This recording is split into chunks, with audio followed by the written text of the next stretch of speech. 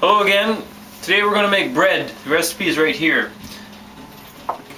All you need for this bread recipe is very simple. Is flour, water, salt, and yeast in these quantities. I'm going to show you how to put these ingredients together and how to make it rise so it's ready to go.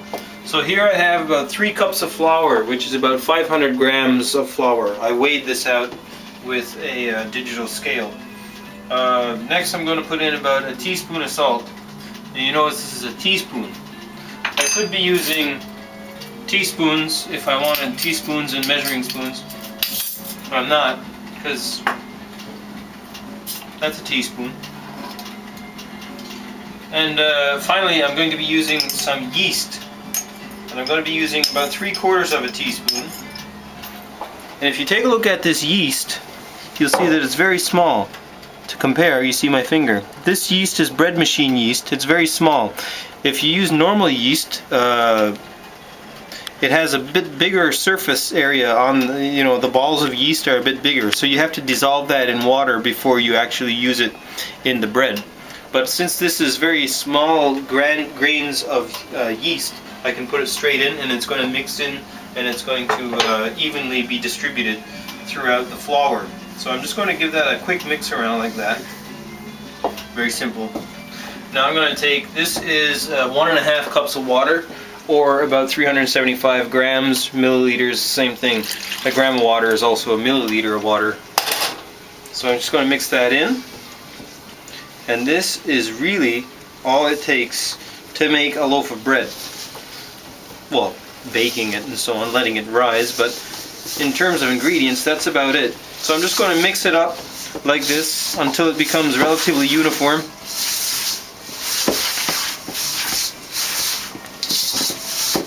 And I'm just going to take the excess off the marise. This is actually called a marise and not a spatula, as some may say.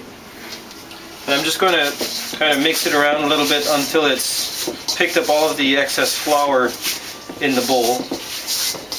And that's about it. It's ready to go. Now, you can see that it's pretty sticky and it's very soft. This is okay. It feels really wet. It's okay. It can rise like that anyway. So what I'm going to do now, third video, you know that I like to work, I like to have an oven that is at minimum temperature, because minimum temperature is optimal for bacterial growth. And in the yeast, of course, there's the yeasts that are, it's a live organism and it needs to grow. And conditions conducive to life, since you live on Earth, and you know that there's a small variation between the temperature that we can survive in, and there's an optimal temperature that is conducive to our life on Earth. Same thing for these yeasts. And that temperature is between 30 and 40 degrees. Now, of course, so I have it on a very low temperature here, and I'm going to turn it off. And I also have these pots of water on. They're boiling. So what I'm going to do is I'm going to take this bread, this loaf of bread that I mixed, just cover it over, and I'm going to put this in the warm oven.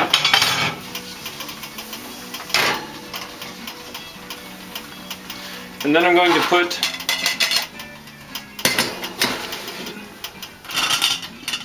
the water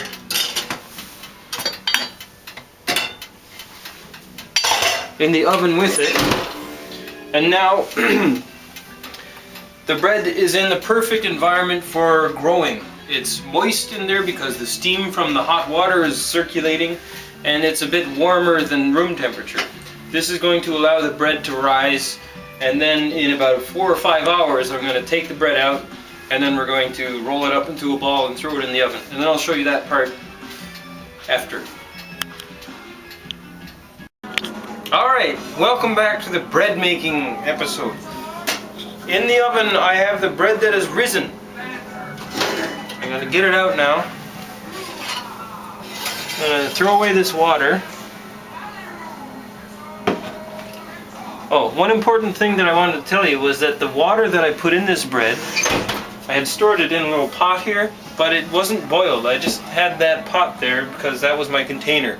So, now let's look at the bread and how it's risen. Okay, you see it's very moist. What I'm going to do now is I'm going to take a bit of flour and sprinkle it all over my work surface here. Okay.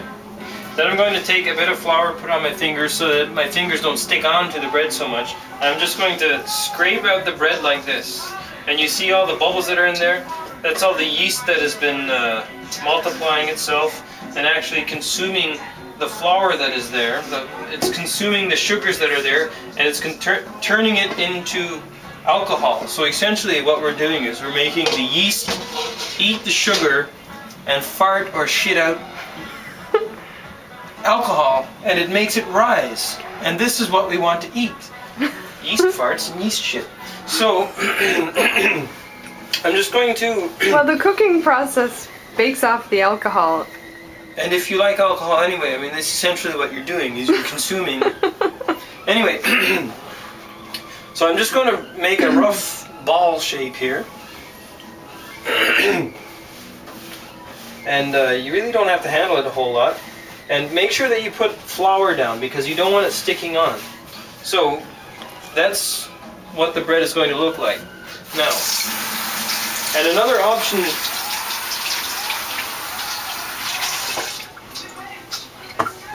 you may want to consider when making this bread, instead of rolling it in flour, you could roll it in sesame seeds, or you could roll it in poppy seeds, or you could roll it in other seeds, or you could other things that you could do is you could put these seeds in the bread itself. You could put nuts or raisins in the bread. And one time I tried making, or several times I tried making bread with molasses in there. Instead, I reduced some of the water and I replaced it with molasses, and this made for a much sweeter, tastier bread. So now, okay, now what I'm going to do is I'm going to get a pot. This pot I have preheated.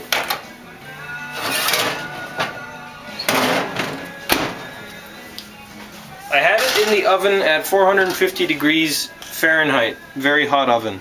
Okay, and this is a Le Creuset pot. It's the brand name is Le Creuset, but you could use even a pot like this is just a stainless steel pot, and the cover for this pot has a plastic handle, but it goes in the oven. You will want to check with your pot manufacturer before you start putting these things in the oven. If the plastic doesn't go in the oven, don't put it in the oven. You'll melt it off. Okay, so this is the bread. I'm going to take this and put it right in the hot pot. Be careful when you're doing this. You don't want to burn your hand.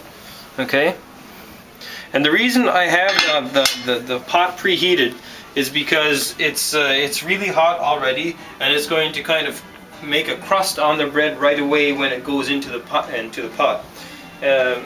So what I'm going to do is I'm going to bake it in a really hot oven at 450 degrees for 30 minutes with the cover on. So I'll put the timer on. And the cover keeps some of the moisture in, and it makes a really nice crust. And then we're going to take the cover off in 30 minutes, and that is going to make the crust go brown, and you'll see it's good.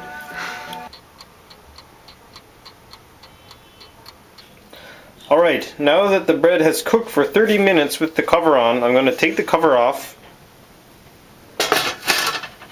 And here we have the bread that's almost finished, actually. I'm going to put it in the oven again for 20 more minutes. I'm going to keep an eye on it to make sure it doesn't go too brown. And if you could smell this bread, friend, what a smell the bread would tell. Alright, I think the bread's right about ready. Oh yes. So now, I took it out after about 15 minutes in the oven. I kept an eye on it because I was afraid that it was going to get a bit too brown. And I think this is at about the optimum brownness that I prefer in my bread. So you see a nice crust on the bottom, a nice crust on the top. The flour has gone a little bit brown. And I usually like to wait a little bit, but since you're watching,